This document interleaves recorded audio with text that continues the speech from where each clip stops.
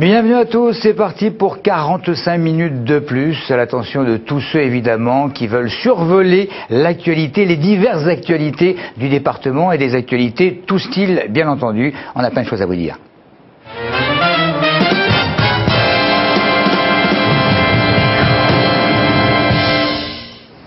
Et je suis aujourd'hui accompagné de Martine Guégan.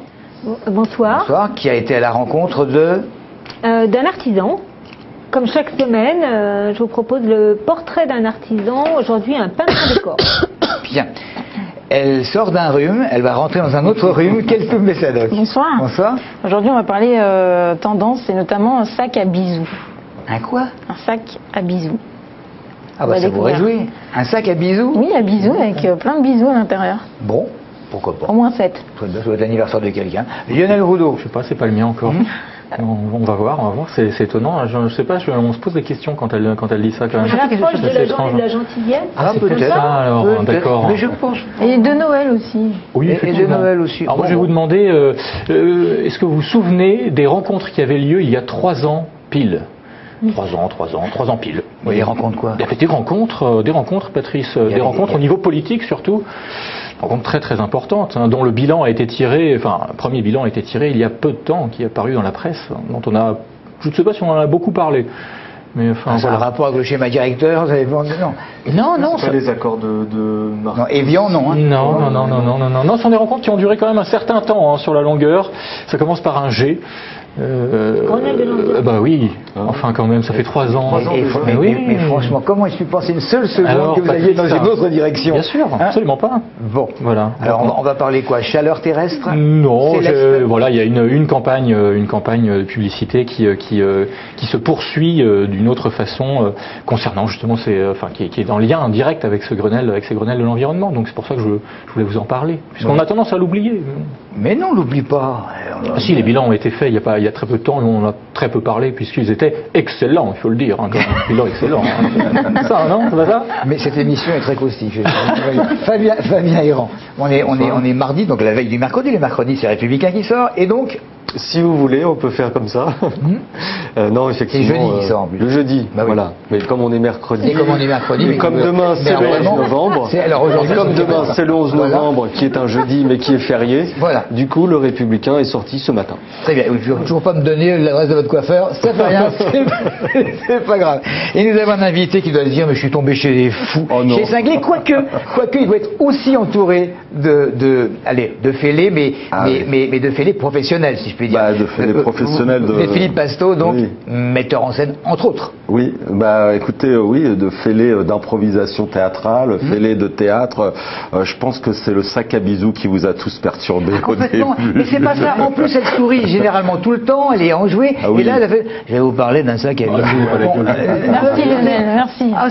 Il y en a qu'un aussi, il y en a qu'un qui est gentil à téléphone, c'est Lionel. Ah, ça y est, voilà, les règlements de compte après. Alors, Philippe Pasteau, il y a samedi soir, un tournoi extrêmement important. Oui, alors c'est la 9e saison qu'on fait à Gometz-le-Châtel, à Salle Barbara, dans cette nouvelle salle qui s'est créée il y a 3 ans maintenant. Et on fait ce qu'on appelle le tournoi d'improvisation d'Île-de-France. Donc on invite une dizaine d'équipes du département et d'ailleurs, mais quand même pas mal d'équipes du département, puisqu'il y aura des équipes d'Orsay, de Massy, de Courcouronnes-Évry, de Gometz-le-Châtel, voilà. Et puis des équipes aussi adultes, mais aussi des équipes juniors. Voilà, puisqu'on travaille ça depuis aussi très longtemps sur un projet départemental qui s'appelle Impro Junior 91.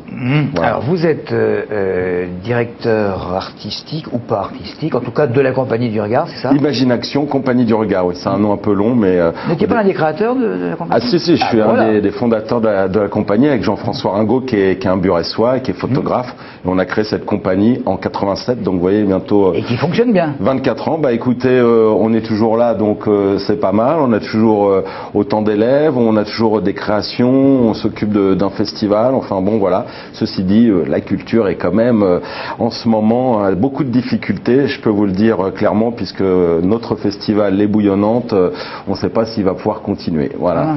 Voilà. Pour des raisons bêtement financières. Voilà. toutes les choses rétrécissent. Donc on fait des coupes et surtout des coupes au niveau de la culture. C'est un peu normal, on va dire, dans le sens où je ne devrais pas dire ça, mais c'est vrai qu'au niveau social, au niveau de ce qu'on entend, il y a des priorités. Mais quand même, n'oublions pas que la culture crée du lien social et ça ne sera pas remplacé par d'autres choses, à mon avis. Probablement. Voilà. Alors, Gilles Pasto, votre voisine Keltoum, avec Giuseppe Balzio, vous recevez il y a quelques mois, et il y avait d'ailleurs avec vous les Ginkgo biloba. On va les regarder. Vélo. Vélo, voilà. Ok, super, sportive, impeccable, là, une grande sportive. Vélo, attention, donc première version, Titi.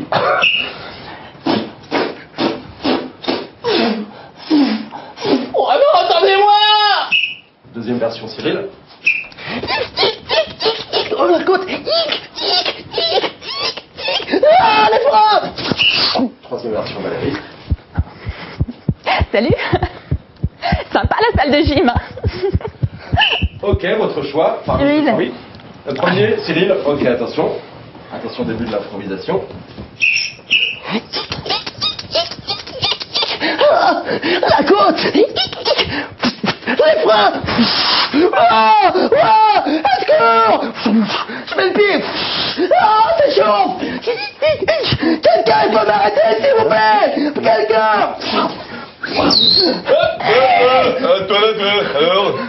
Alors, si j'avais pas tenu le guidon, là, t'étais mort. Ah ouais, j'étais mort! Eh ben oui, bonhomme. Tes papiers. Mes papiers? Tes papiers. Voilà! J'ai le permis de vélo! Excuse-moi, Depuis hier soir!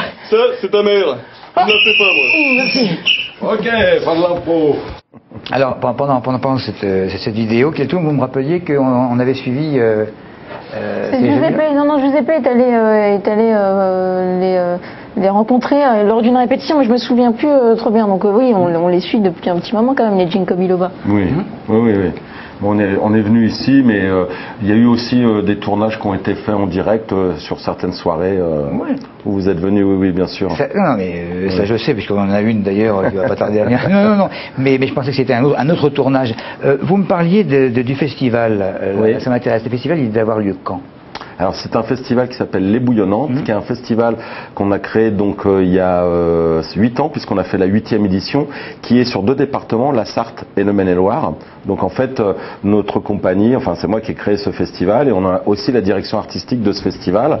Et tout simplement, les conseils généraux ont des budgets qui sont complètement rétrécis, ils font des coupes, et comme nous, nos partenaires privilégiés étaient des pays, les pays de la vallée d'Anjou et pays de la vallée de la Sarthe, et simplement les conseils généraux ont dit nous on donne plus d'argent pour cet événement-là.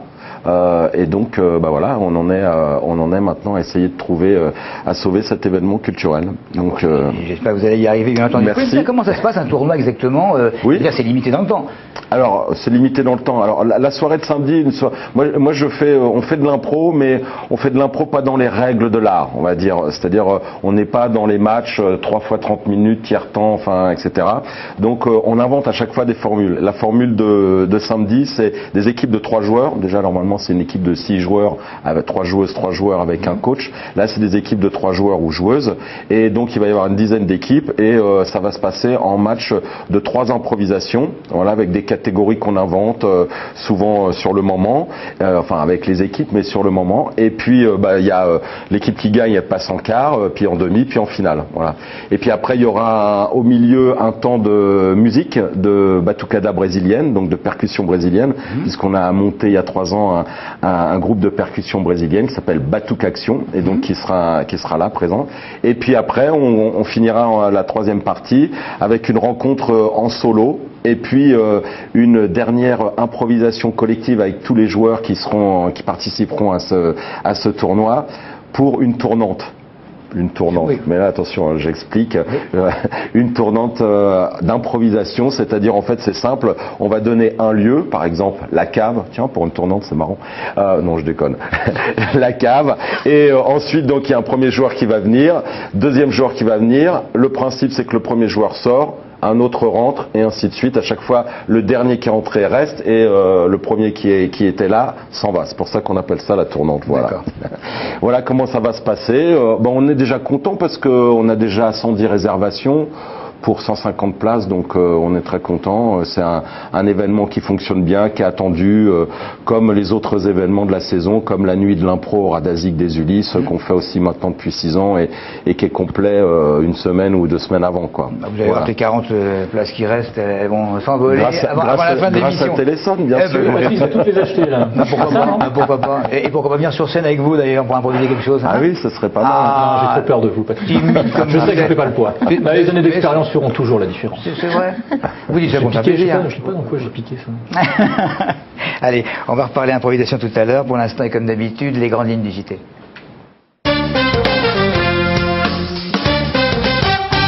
Et d'abord la prochaine municipale de Corbeil, à droite comme à gauche on est fin prêt, mais c'est la gauche qui s'est manifestée en premier. Hier soir les 43 candidats emmenés par Bruno Pirion ont été présentés aux militants et pour la première fois toutes les sensibilités, je vous le rappelle, de l'opposition sont représentées. C'était le seul candidat à la tête de la fédération essénienne de l'UMP et c'est donc lui qui se succédera à lui-même. Je veux bien sûr parler de Georges Tron, maire de Draveil et secrétaire d'État à la fonction publique. Le président de la région Île-de-France, mais aussi François Lamy, président de la CAPS, et Michel Berson, entre autres, ont refusé de siéger au conseil d'administration de l'établissement public Paris-Saclay. Les explications du président du conseil général. L'accord de coopération de double diplôme entre l'université Paris-Sud et 2 grandes écoles, Centrale Paris et Supélec, les 11 mètres de frise exposés à Grigny, à la Grande Bande très exactement, dans le tout nouveau centre de la vie sociale. 60 personnes ont conçu cette frise historique très axée sur l'art et les sciences. Et puis la disparition d'une jeune fille de 16 ans il y a déjà 3 semaines à Montgeron. Renseignements pris côté justice, côté procureur et côté gendarmerie, mais c'est à mettre quand même au conditionnel. Les autorités pencheraient plutôt pour une fugue qui perdurerait. Voilà pour ces infos. Petit commentaire. Ça y est, je sais pas. Qu'est-ce que j'ai raconté qui puisse faire rire? J'allais m'étouffer là, avec ça. Bon, élection de Corbeil, la gauche donc qui dévoile sa liste hier soir.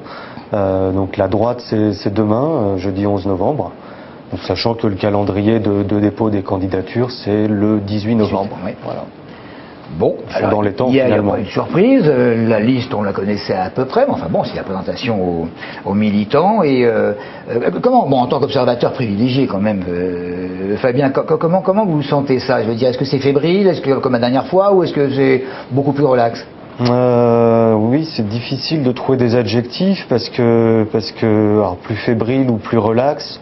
Il y a une espèce de... Alors ça dépend si on reste dans la sphère politique ou si on va voir les habitants. Je dirais que du côté des habitants, il y a une certaine lassitude, ce qui peut paraître normal, à aller voter une 3e fois depuis 2008.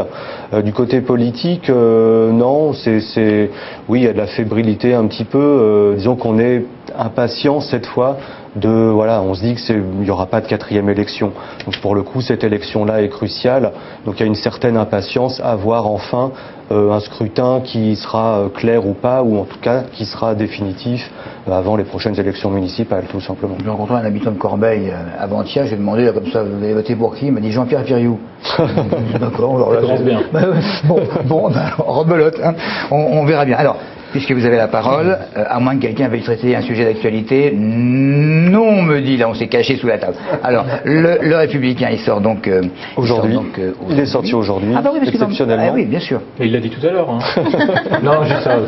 Je crois qu'il a marqué que c'est un peu décalé dans la semaine. Bon, donc, il est sorti aujourd'hui de manière à ce que, voilà, pour nos abonnés notamment, qu'il ne l'est pas le vendredi, puisque jeudi c'est férié.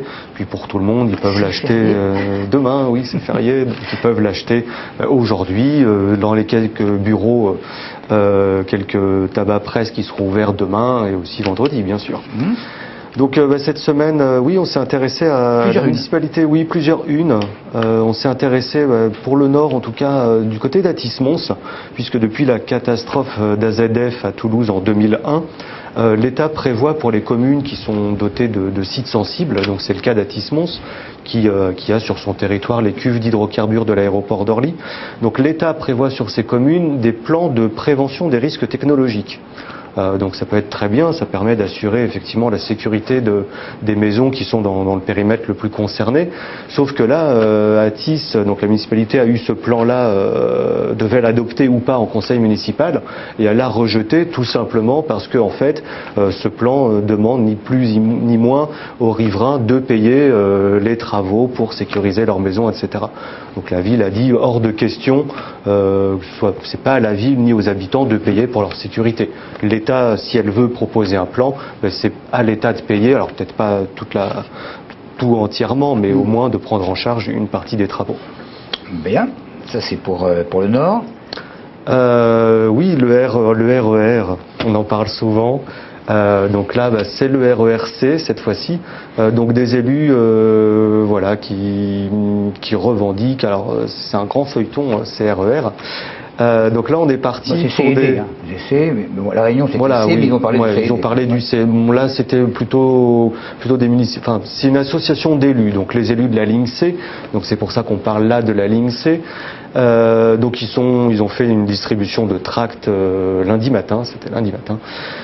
Donc pour réclamer des travaux, alors on se bat politiquement depuis plusieurs semaines pour savoir qui doit payer ces fameux travaux.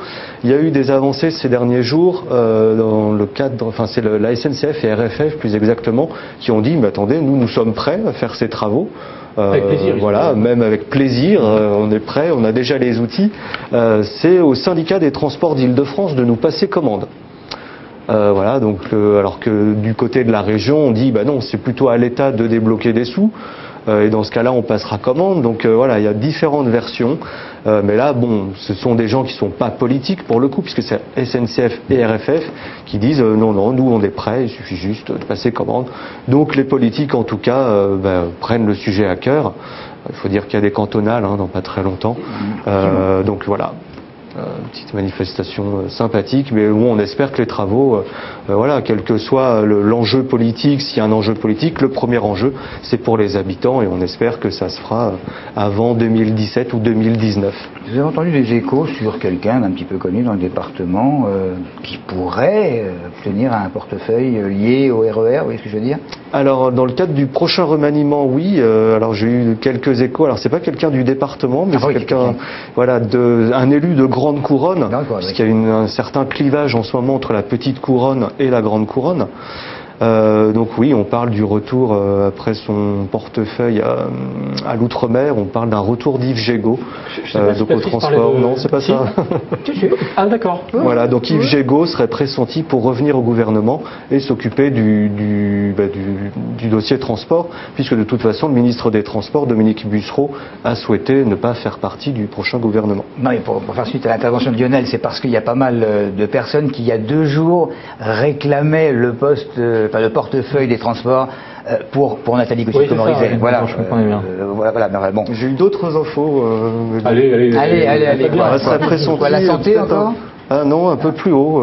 Plus haut que la santé? Voilà, il faut voir des départs du côté du ministère de la Défense. Parce qu'Hervé Morin, on ne sait pas s'il sera son propre candidat.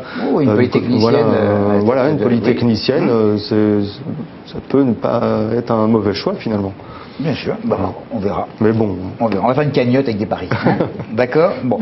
Il y avait une troisième une. Oui, vers le petit, donc un tabac presse braqué en pleine nuit. Donc apparemment, on a affaire à des malfaiteurs chevronnés. Donc on ne sait pas du tout, l'enquête doit encore le dire, s'il s'agit de différentes affaires qui sont liées, mais en tout cas peut-être la hausse du tabac il fait quelque chose, mais il y a eu pas mal de braquages du même type dans la région ces dernières semaines. Donc là vers le petit, en quelques minutes, ils ont quand même dévalisé pour 20 000 € de cigarettes, en cartouches de cigarettes. Donc là bon, il n'y a pas eu de blessés fort heureusement. Mais voilà, c'est on retrouvera sur le marché vers le petit, donc samedi matin. Voilà. Et sans augmentation de 30 centimes. Ah, voilà, c'est ça. Non, oui, apparemment, on parlait si on parle du marché noir de la cigarette, quand ça augmente, les vrais prix augmentent. Sur le marché noir, non, apparemment, les prix restent assez stables. Vous avez l'air bien connaître le prix. Bon, c'est épouvantable. À moins d'habiter près des frontières, mais c'est pas le cas dans l'Essonne, donc voilà. Je me souviens plus. Ce malheureux a été blessé ou pas? Non, il n'y a pas eu de blessés. Tant mieux. Merci Fabien, on va passer à l'actualité perçue par les plus jeunes, c'est Estelle. Estelle, aujourd'hui du collège Paul-Éluard de Vigneux qui s'exprime. Estelle très à l'aise, quel que soit le sujet traité.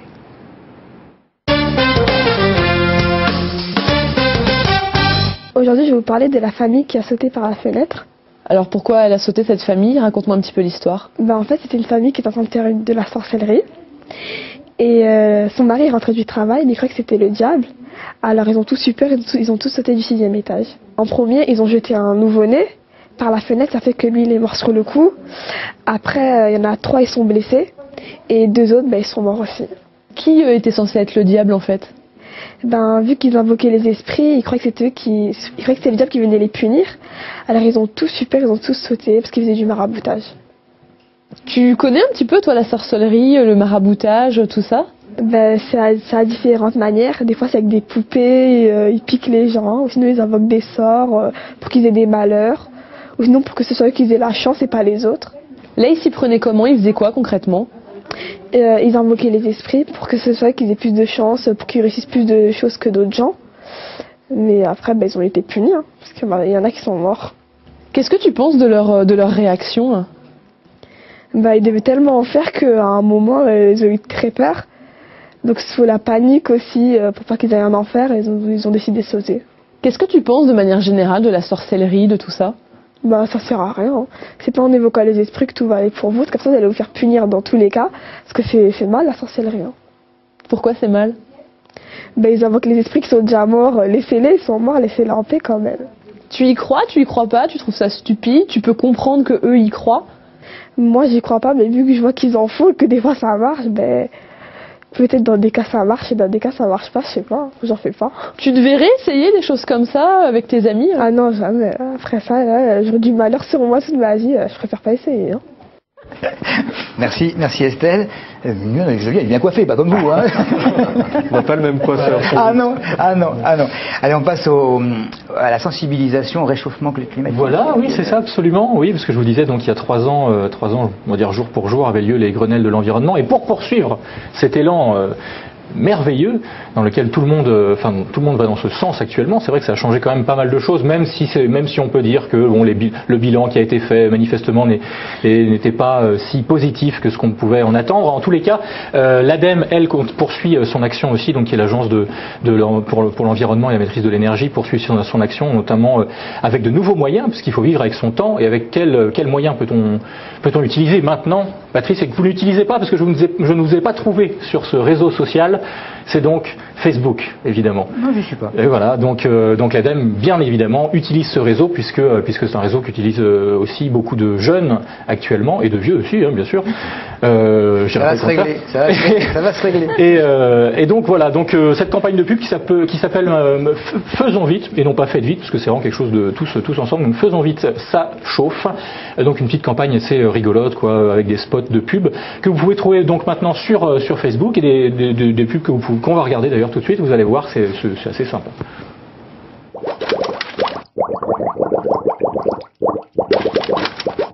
Aujourd'hui, on peut, grâce au diagnostic de performance énergétique, choisir un logement sobre en énergie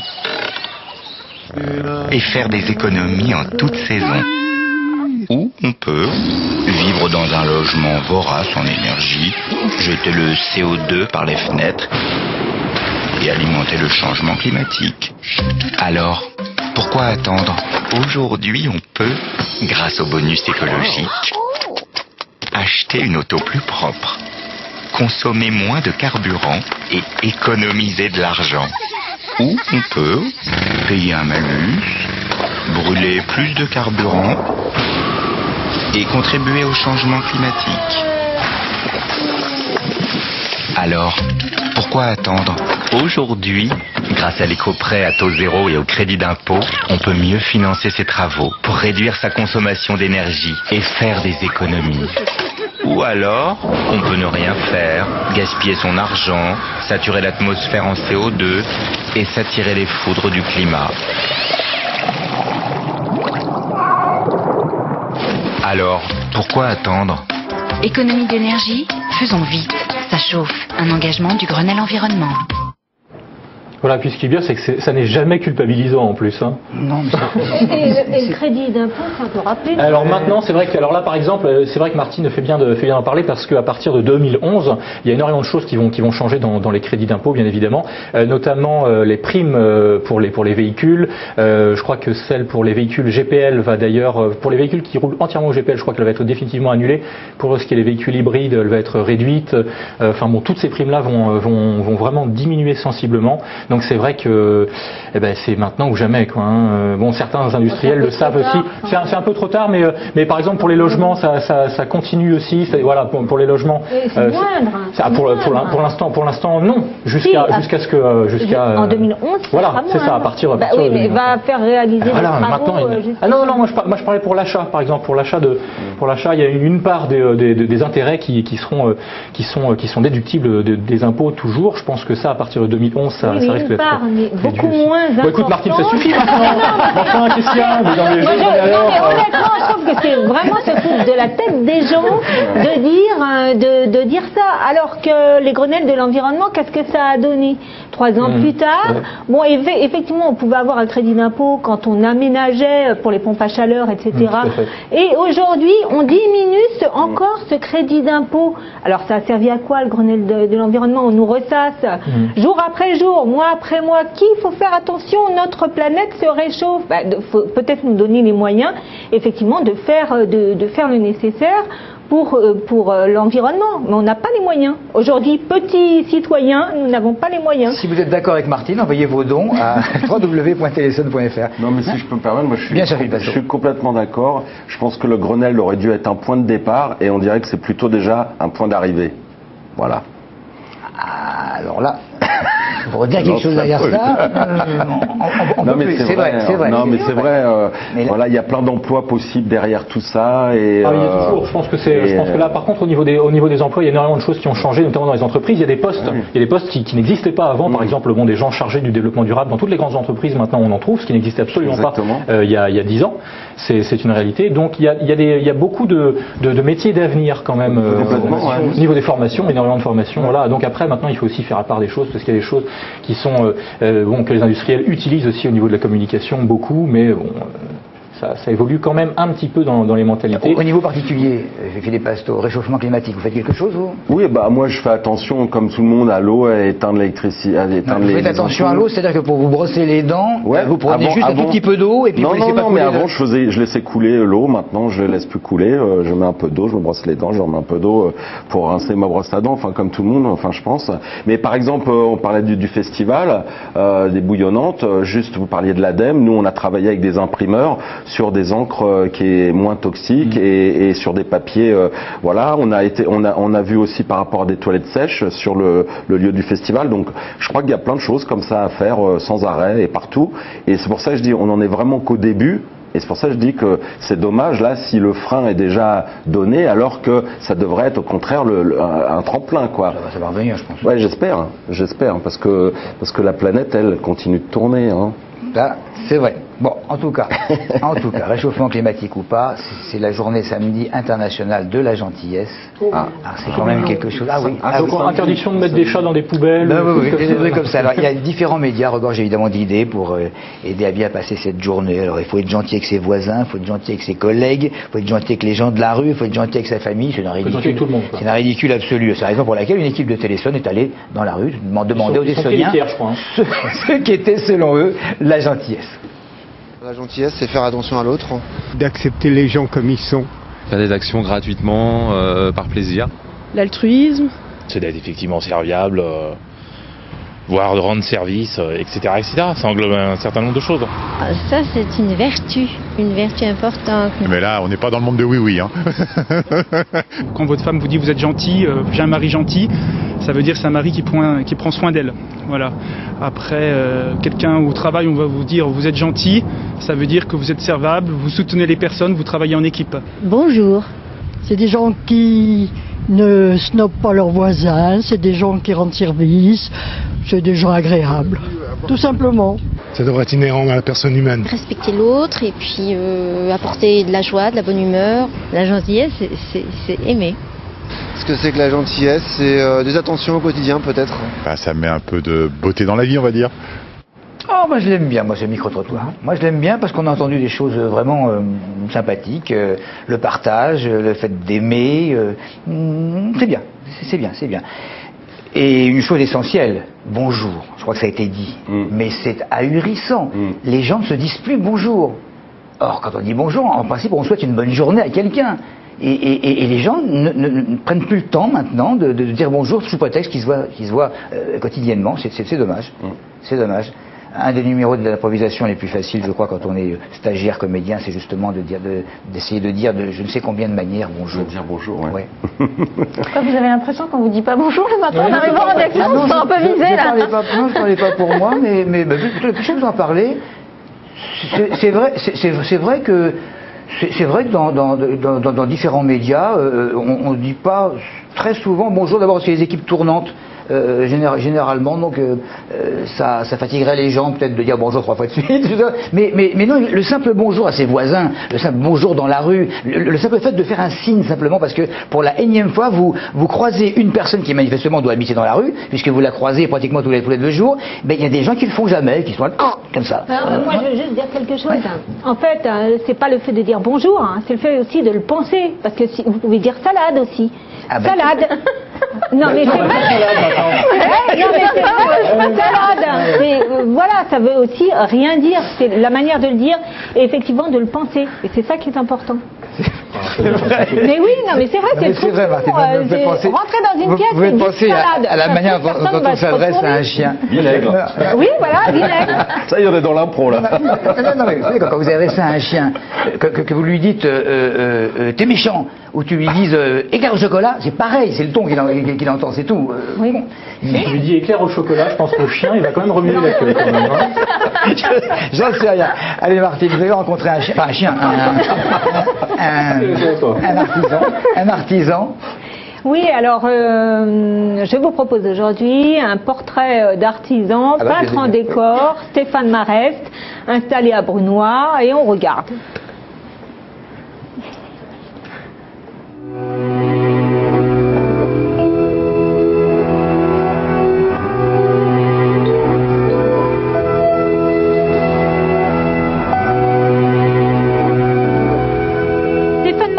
Peintre en décor à Brunoy. C'est un spécialiste de la décoration en trompe-l'œil et de l'imitation. Il recrée des ambiances, réalise patines, effets de matière, faux bois, faux marbre, stucco, tas de laque ou fresques pour mettre en valeur nos intérieurs. Moi, j'en suis arrivé à faire ce métier parce que j'en avais un petit peu ras-le-bol de mon ancien métier. J'étais peintre en lettres à la base et au fur et à mesure des années, le métier s'est transformé. On est devenu colleur de lettres en fait, où on appliquait des lettres adhésives sur des véhicules, sur des panneaux. Et après ça a été l'impression numérique qui est arrivée. Et donc c'était carrément des mètres carrés entiers à coller sur des panneaux. Pour être peintre en décor, effectivement, j'ai dû faire une reconversion. J'ai fait des stages à Nogent-sur-Marne à l'INFA pour pouvoir acquérir toutes ces techniques. C'est un métier de création, mais on peut dire aussi qu'on pompe pas mal à droite à gauche, quoi. On se copie tous un peu, on a des références, des grands artistes bien sûr, et puis du petit artisan, du peintre en bâtiment. Donc c'est un mix de tout ça. On est entre l'artisan et l'artiste, on va dire, suivant les personnes. Moi, par exemple, je suis plus allé vers les fresques, vers ce genre de choses où il y a un peu plus de création. J'ai eu quelques stagiaires, c'est pas évident du tout. Il faut être quand même relativement pédagogue et patient, on va dire. Il y a une certaine satisfaction à pouvoir passer un savoir et puis à le transmettre, à voir que les gens puissent faire la même chose que vous, et peut-être même vous dépasser dans la façon de faire. Je pense que les gens manquent d'imagination pour faire leurs intérieurs, mais je pense que c'est aussi la peur de pas oser les couleurs, pas oser les contrastes, pas oser. Les gens restent souvent dans des tons relativement neutres. Mon métier, ce que je fais, souvent ne coûte pas beaucoup plus cher qu'un simple peintre en bâtiment. C'est la peur du coût, puis la peur aussi de un petit manque d'ouverture, peut-être savoir tiens, on peut faire autre chose, on a un métier où on peut conseiller quand même des choses. Et ça coûte pas plus cher. Bon. Bah, je suppose que certains travaux, c'est sûr que si vous faites réaliser une fresque sur un mur de votre habitation, c'est pas la même chose que de réaliser une patine ou quelque chose comme ça. Ça fait bien sûr. Bah, il était extrêmement intéressant de répéter où se situe Brunois, ce monsieur. Stéphane Marès, Brunois, voilà, peintre en décor. Qu'est-ce que vous voulez que je dise? Eh ben rien, mais qu'il a raison d'exister ce monsieur, parce que c'est effectivement très très bien. Tu peux répéter Brunois. Brunois, peintre en décor, je manque d'imagination au bout d'un moment. Alors, il n'est pas à Brunois, c'est Philippe Bello, mais par contre il a une nouvelle énigme à nous proposer. Mon nom est associé à Prost, Lakota, Simonin, Dugouin et Berson. Aucune idée. Ça vous dit rien? Tous ces noms vous y parlent pas? Rien. Non. Bon, bah tant pis. Prost, Lakota, Simonin, Dugouin et Berson. Berson, c'est le président. Le président de quoi? Du Conseil Général, oui. Et Ah, il y a les bâtiments du Conseil Général ici à Évry. Oui, c'est près de la préfecture. Hein. Alors Dugouin aussi, Simonin, Lakota, Prost. Oui, alors, bah tiens, hôtel du département de l'Essonne, c'est le Conseil Général, ça paraît bien là. Une énigme pas facile, car il fallait se rappeler que Pierre Prost, d'hiver droite en 1967, a été le premier président du Conseil Général de l'Essonne. Puis il y a eu le communiste, Robert Lakota en 1976, le RPR Jean Simonin en 82, Xavier Dugouin en 88, et Michel Berson, président socialiste depuis 1988. Tout, ou presque, se décide au Conseil Général, d'où l'importance de voter aux élections cantonales. Et oui, c'est votre conseiller général qui sera votre porte-parole à l'Assemblée départementale.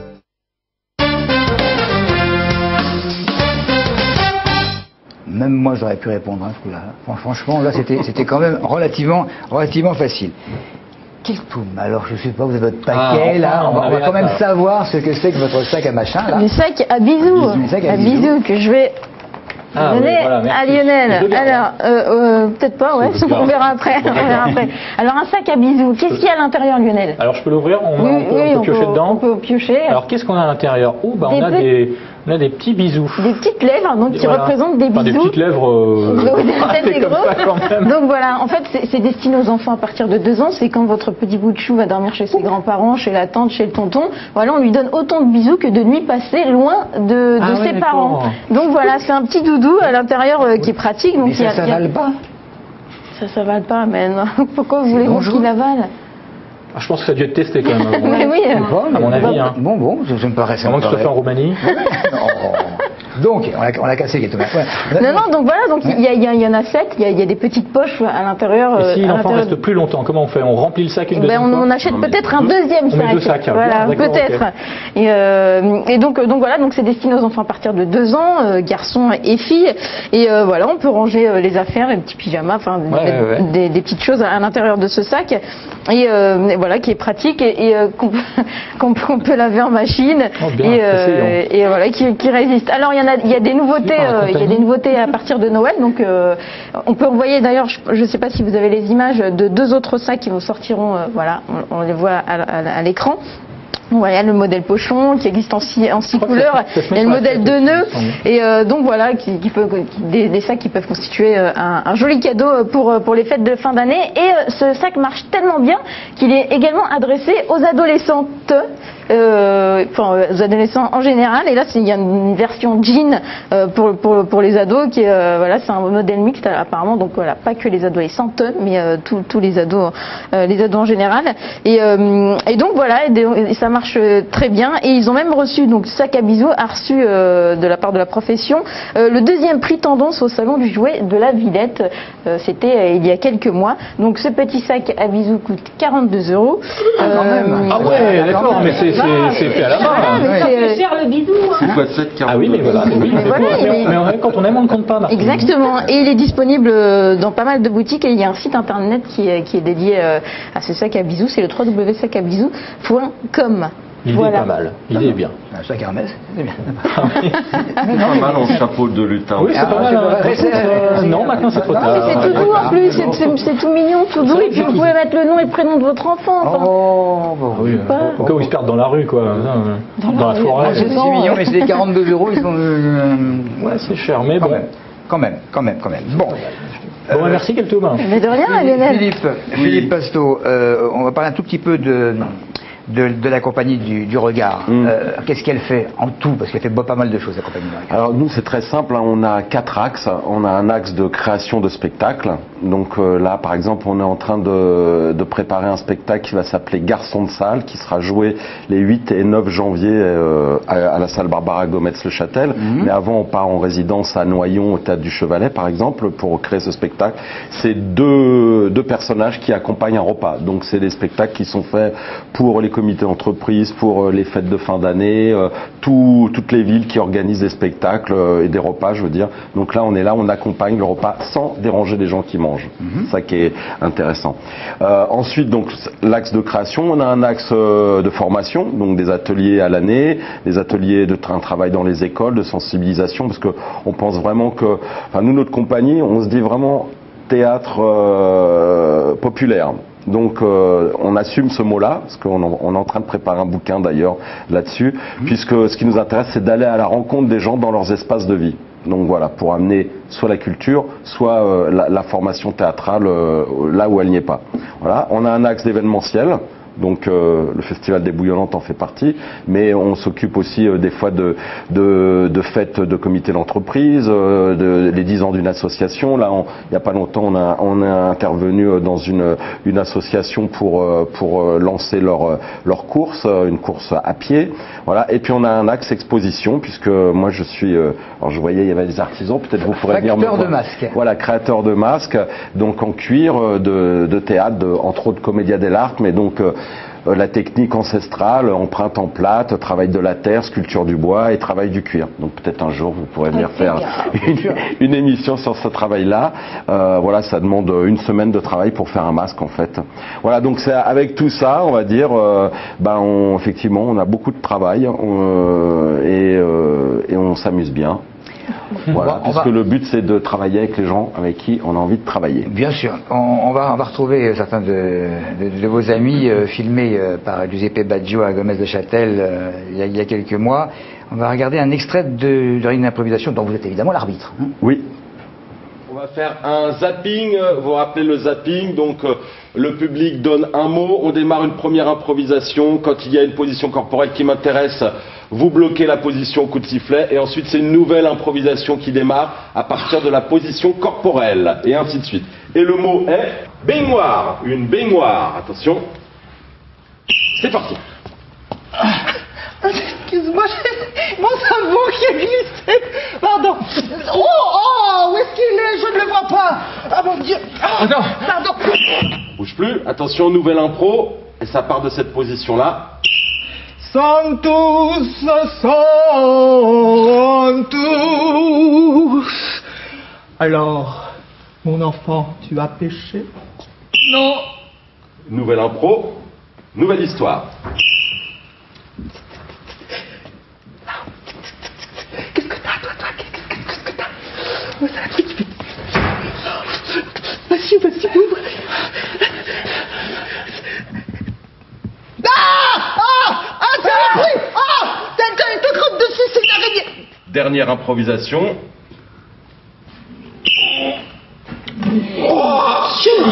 Oh, je ne savais pas que tu étais sujet à l'aérophagie. Non, c'est pas ça. C'est pas ça. C'est à l'intérieur, ça bouge. Oh oui, au moins un truc qui passe. Fin de l'impro. Bravo. C'est pas facile. Hein. Oui, alors ça c'est une catégorie, puisqu'il y a des manières de traiter l'improvisation. On a créé des catégories pour dynamiser. En fait, c'est un challenge en plus, on va dire, qu'une improvisation normale. Et là, cette catégorie zapping, c'est vrai qu'elle est vraiment très intéressante parce qu'en fait, on part d'un mot, il n'y a même pas de temps de réflexion, de temps de caucus, de préparation, et on doit se lancer tout de suite. Et donc, c'est une improvisation où il faut bouger, changer de position, en même temps être proche de l'autre, s'écouter. Et puis voilà, on siffle et à chaque fois, c'est une nouvelle impro en partant de la position. On fait ça avec les enfants, ils adorent cette catégorie parce que voilà, c'est vraiment très ludique. Allez, tout le monde samedi donc à 20h30 salle Barbara. C'est le 9e tournoi d'improvisation d'Île-de-France et ça va y aller et c'est très bien. Vous avez vu qu'un tout petit bout de ce qu'ils savent faire et c'est absolument génial. Et puis on vous retrouvera de toute façon et pour les masques et pour le festival en question. Merci d'être venu. Merci de nous avoir écoutés. N'oubliez pas de dire salade. Hein. C'est vrai.